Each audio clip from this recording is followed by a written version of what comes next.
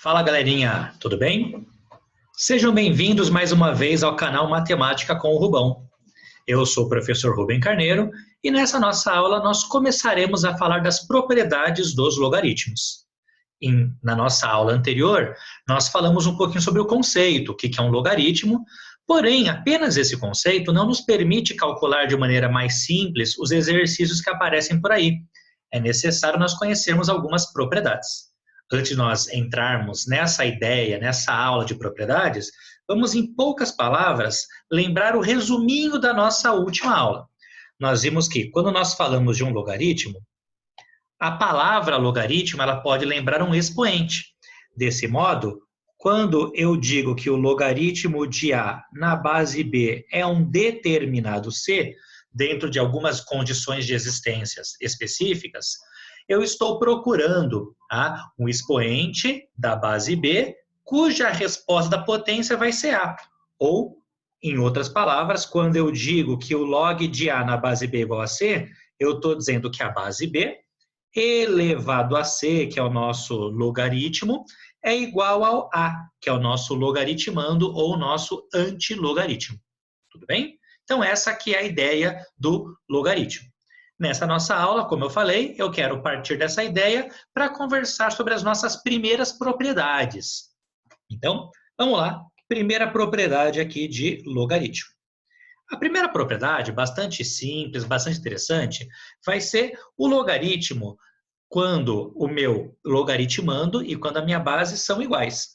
Então, vou deixar aqui uma linha na frente para poder ir colocando as nossas condições específicas e aí, logo em seguida, a gente começa a colocar as propriedades. Então, aqui é o logaritmo de A na base A. Então, antes de nós pensarmos no resultado desse logaritmo, primeiro vamos observar quando que ele vai existir. Nós vimos na nossa aula anterior que só faz sentido falar de logaritmo quando a minha base é um número maior do que zero e diferente de 1. Então, eu vou deixar isso bem claro. Se o A ele é um número maior do que zero e o A ele é um número diferente de 1. Aí eu quero calcular o logaritmo de A na base A. A elevado a que número vai dar A?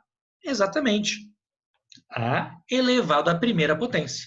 Então, um exemplo dessa nossa propriedade, bem curtinho, bem simples, mas importante pra caramba, eu quero calcular o logaritmo de 5 na base 5. Então, como o meu logaritmando é exatamente igual à base, esse logaritmo vai ser igual a 1. Repara que você não precisa nem ficar tentando memorizar. Basta você pensar, 5 elevado a que número vai ser igual a 5? Exatamente, 5 elevado à primeira potência. Tudo bem?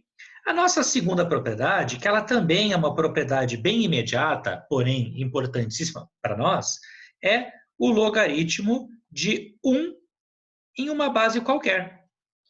Então, se eu tenho minha base dentro da minha condição de existência, maior do que zero e diferente de 1, A elevado a quanto vai dar 1? Exatamente, A elevado a zero. Por quê? Qualquer número não nulo elevado a zero sempre é igual a 1, não é verdade? Um exemplo bastante simplesinho dessa nossa segunda propriedade aqui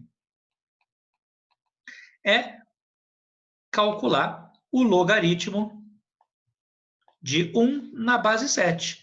Então, o logaritmo de 1 em qualquer base sempre vai ser o zero, né? Porque, nesse caso, 7 elevado a zero vai ser igual a 1. Tudo bem?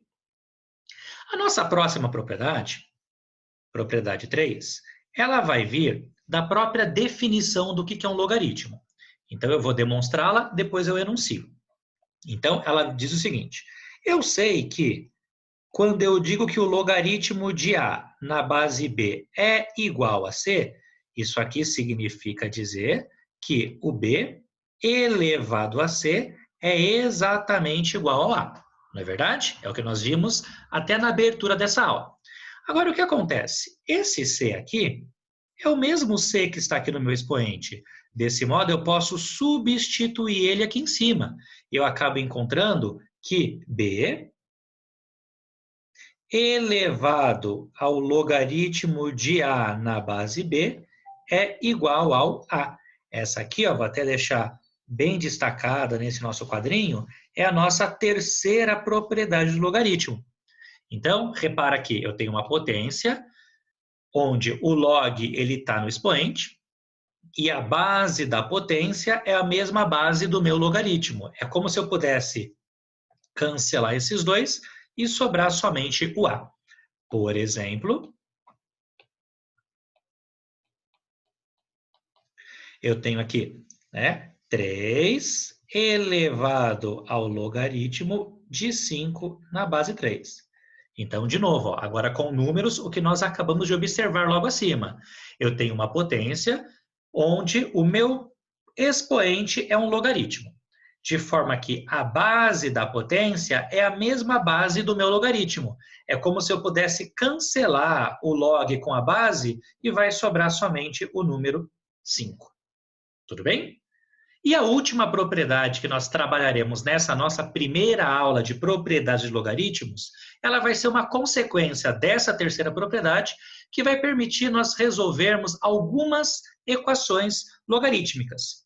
Então, a propriedade número 4 que eu quero tratar com vocês, ela vai tentar me ensinar a calcular ou a resolver o logaritmo de A, só para poder ficar numa constante de distância, de B na base A, igual ao logaritmo de C na base A. E aí, ó, a base ela tem que ser maior que zero e tem que ser diferente de 1. Como B é o meu logaritmando, ele tem que ser maior que zero. Como C é o meu logaritmando, ele tem que ser também maior que zero. Vamos voltar lá na nossa primeira parte só para escrever isso, né? O A era maior que zero e diferente de 1. O B deve ser maior do que zero e o C também deve ser maior do que zero, para que exista cada um dos logaritmos que apareceram nas nossas listas. Desse modo, aqui, fazendo a demonstração completa, olha só o que eu posso fazer. Se esses dois números são iguais, eu posso pegar o número A e elevar ao número da esquerda. Também eu posso pegar o mesmo número A e elevar ao número da direita. Já que os dois logaritmos são iguais, os dois expoentes dessas minhas potências são iguais. E se eu tenho duas potências que possuem a mesma base e os mesmos expoentes, eu tenho certeza que essas duas potências elas são iguais. Desse modo, eu posso simplesmente simplificar a minha base com o logaritmo do expoente, a propriedade 3 que nós conversamos agora há pouco, e concluir finalmente que o B no lado esquerdo é igual ao C no lado direito.